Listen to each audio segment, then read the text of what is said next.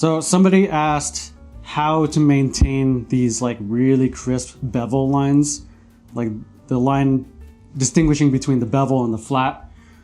I think part of it is establishing a good angle. And what I mean by that is like the angle between this flat and this bevel has to be acute enough so that you have a good, I don't know, like a good difference between them. Because if it's too shallow, like if it's like this and then you're like 2 degrees off, the more shallow that angle is, the harder it is to maintain that line. It's gonna want to wash out. Whereas when you bring the angle more and more like distinguished, like different from each other, then you get two different, like totally different angles, two different facets to break apart from each other, and then you can isolate them much easier.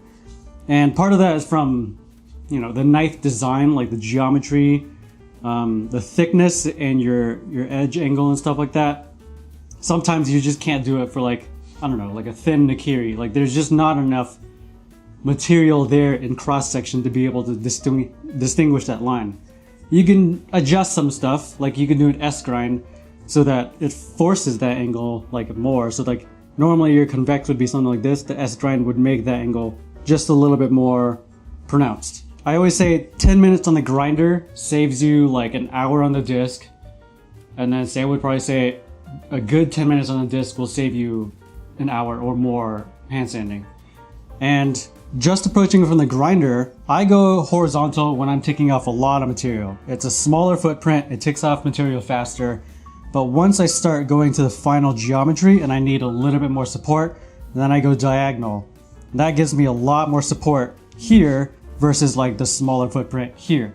So that gives you, you know, just a bigger surface area to lock onto the surface.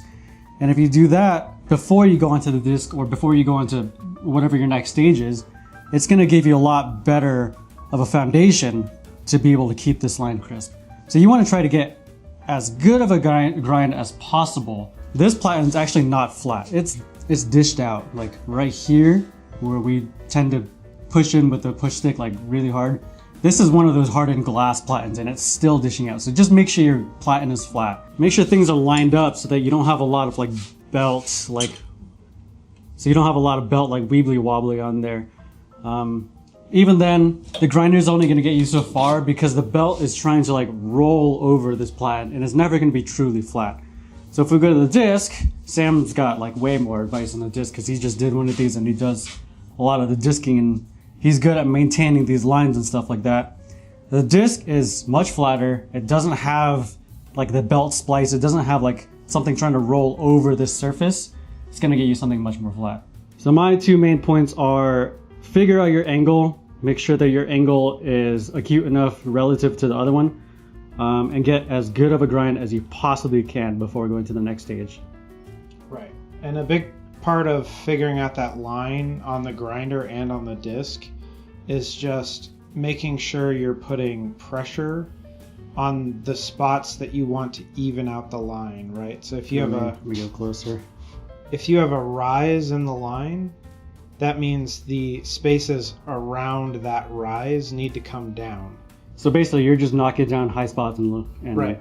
But the trick is to focus on the spots that you either want to raise or lower. If you want to lower the line, you work from the other side. So I'll work on the flat here and bring it down a little bit to push that line back down, right? Gotcha. So on the disc, it's really a matter of sticking it on the disc before, like you don't even have to have it on, and finding the angle and then letting it rest at the angle that you established on the grinder, and then you can start the disc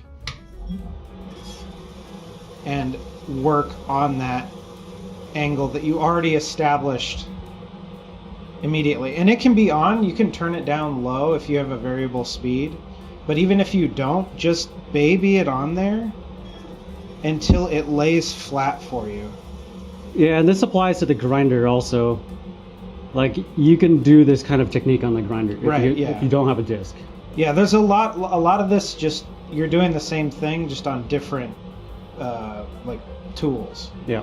So even with hand sanding, you're gonna work high spots on either end of the bevel that you're trying to create, right? So if I have a hump right here that's biasing toward the edge, I want to work that exact spot. And the way that you do that is just find that spot on the opposite side and then get your flat first, right? Even if the angle you have is initially wrong, just get comfortable on the flat, and then you're going to rock your pressure. Don't bring your pressure up like this, but kind of get your fingers on there and then just rock it toward that area. And so you're just shifting a little bit. You're not moving. No, you're not moving your fingers. You're just applying the pressure differently by kind of rocking your fingers back and forth, right?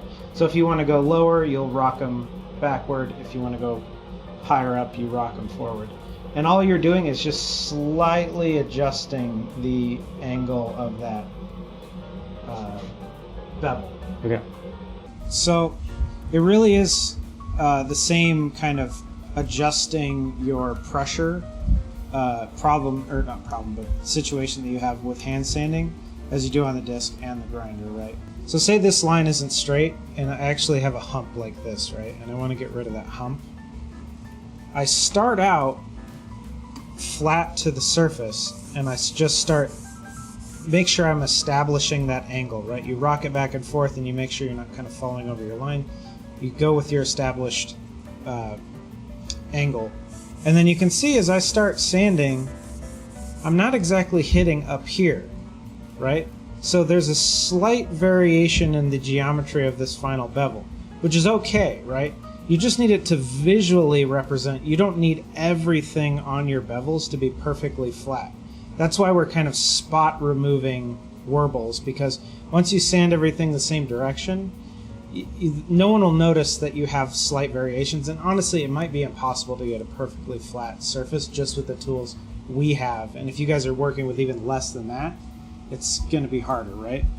But I still want to hit that spot to get that rise out. So I add the angle, or I get my angle right, but then I'll use my fingers and put pressure right on the spot of the sanding stick that I want to attack that section, right?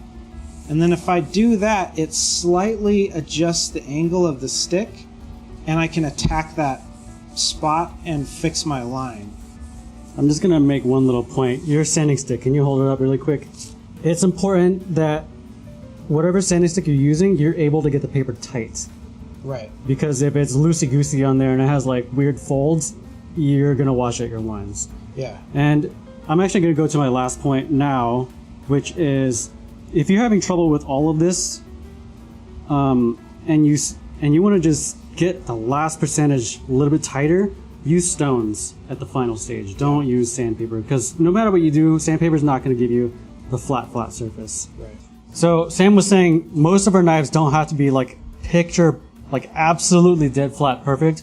I'm going to say that's true for like 90% of what we do. Visually, this doesn't have to be absolutely perfect. The areas that need to be a little bit tighter are like where your edge is going to be. That's where like your actual sharpening, and when things get thinned out, that's the more important part. But if you want to keep this line crisp, it doesn't have to be dead nuts flat for most of it. Single bevels, like true single bevels, it doesn't matter.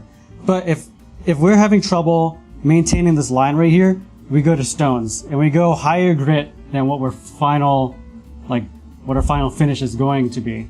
So this is a 1500 grit stone, and I'm just going to give an example. Like I'm just going to say, I want to hit this spot right here because I'm having trouble with sandpaper. So I go here, lock it on, shift my pressure towards that line a little bit if I need to, and I'm just going to go back and forth. This is what we do for our Yanagi bas, like the single bevels, because we do need a, like, as perfect as we can, we do need a, like, flawless surface. So I just hit that a little bit right there. It's hitting a little bit below. You can shift where you're hitting, and you can start creeping up more towards that line. And once you start hitting up to that line and you do the same thing above it and those meet really well, that's when you get a nice crisp like ridge all the way down. But I will say that this particular like method requires probably the most muscle memory of all of them. Yeah. So you might not get it right the first try with this particular way of doing it, and it'll just take some practice in order to get it flat on the stones. But Don's right in the way in saying that it is the way to get the most close to perfect flatness that you can possibly get. Yeah. And if you don't have the muscle memory for this, they have like stones for like die making or whatever that people use for hand sanding and you know, getting the surfaces flat. So you can do the same thing with the sanding stick with one of those small stones. Yeah. Same idea. It's all the same principle. Lock it onto this flat surface, then see if you have any problem spots, and then just kind of go from there. And it's practice.